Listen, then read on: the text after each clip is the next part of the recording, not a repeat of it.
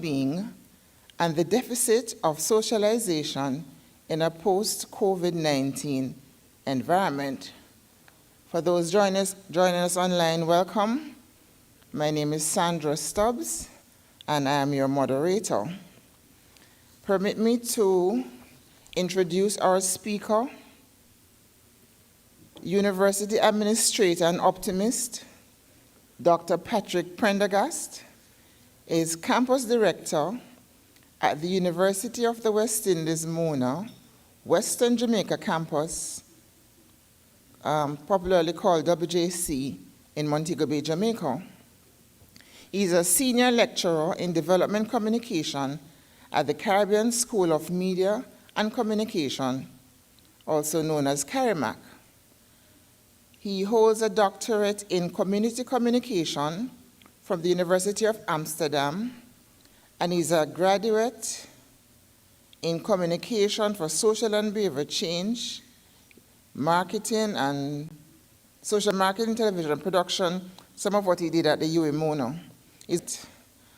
And you'd have heard him singing this morning. I was dancing this morning, seen him dancing this morning. He's also a graduate of the Edna Manley College for the Visual and Performing Arts, School of Drama, with a diploma in theater arts, directing and community theater. Dr. Prendergast has wide-ranging multi-level experience in teaching, curriculum development, program planning, and educational administration.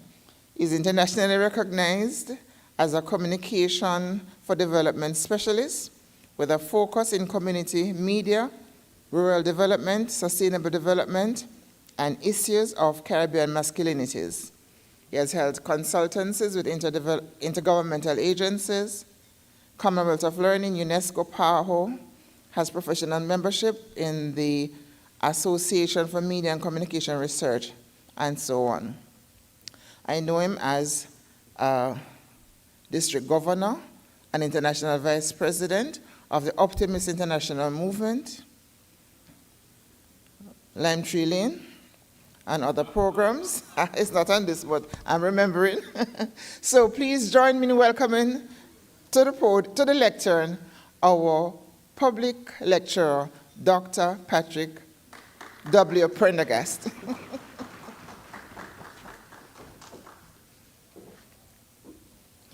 Good afternoon, everyone. It's only because we have to state it as public lecture why I use the term. I usually try and have what I call public conversations. I do more raising of questions than anything else when I have these engagements. I was listening to Ms. Stubbs and wondering which version you're actually using, because I know that my introductions are supposed to be 100 words. And anyway, that's one part of it. And then the second part of it is, okay, so what I'm going to be doing today is a variation on a district conference that the campus is responsible for at this time of the year. You may pick up from now, but at this stage, that we are what I love to call the gown and the town. So almost everything we do, we try to have some kind of public engagement around it because we think it's important. Before I continue, I want to also highlight something, listening to the conversations, and to repeat something that I may have said in a different about the collaboration between universities. One of the things Principal and Dr. Young and the others who are leading our universities here, you would have heard some of the questions coming from our practitioners.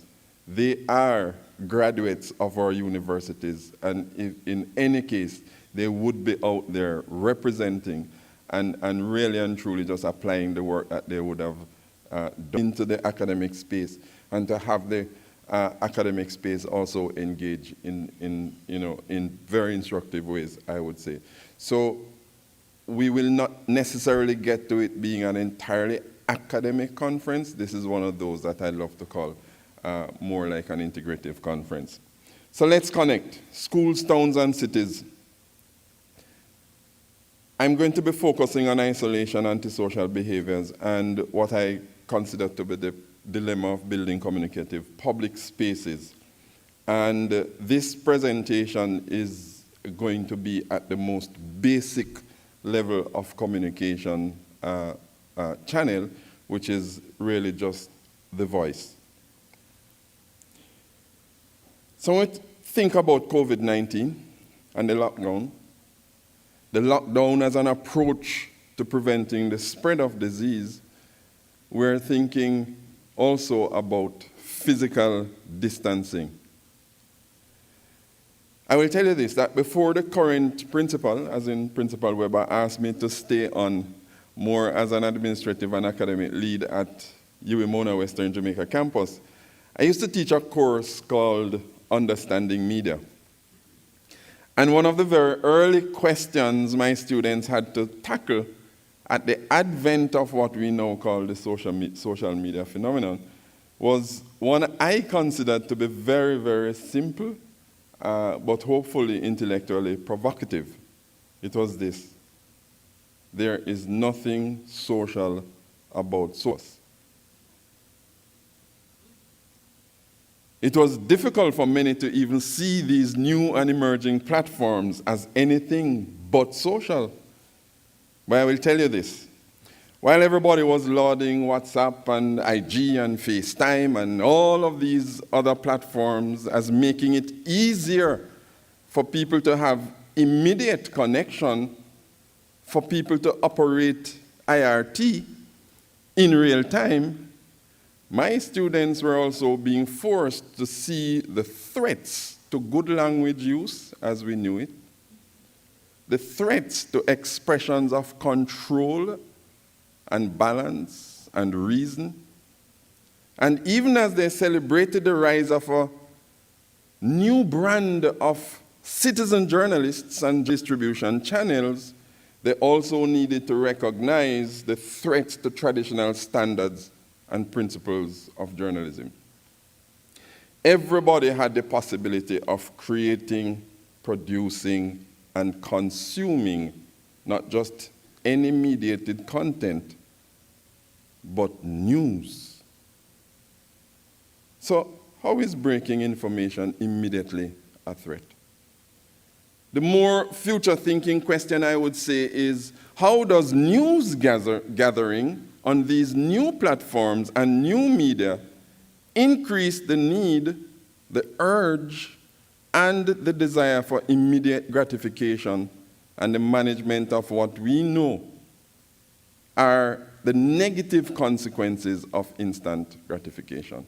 What does it mean to access, as immediately as the need arises, a solution right in your pocket?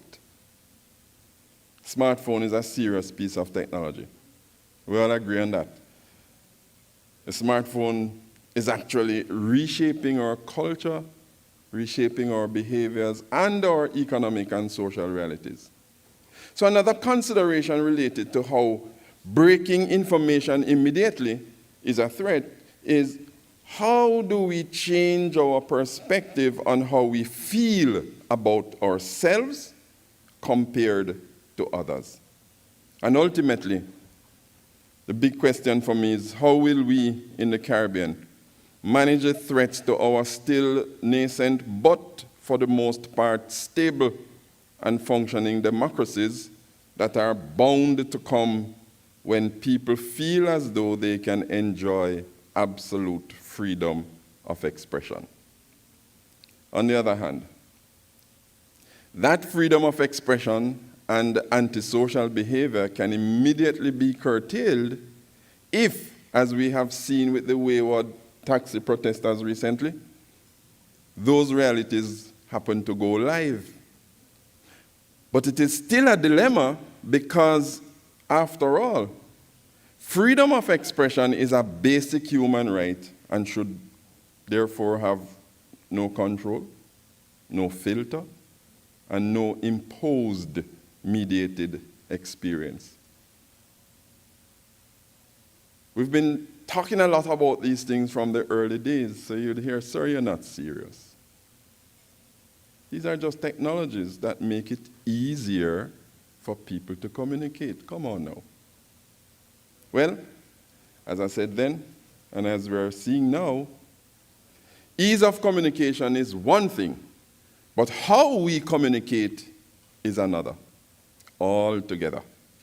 Access to new technologies is great, but the application of the technology is another. The globalization of culture is one thing, but the culture of globalization is another. Diversity is one thing, but inclusivity is another.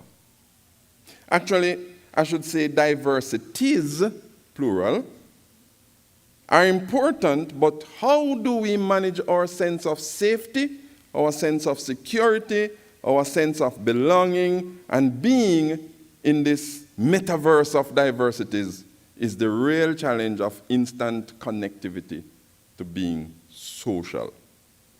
So I put it to you. What we have been experiencing with the steady rise of social media, and even more so since COVID-19, is more of an increase in information dissemination than an increase in communication.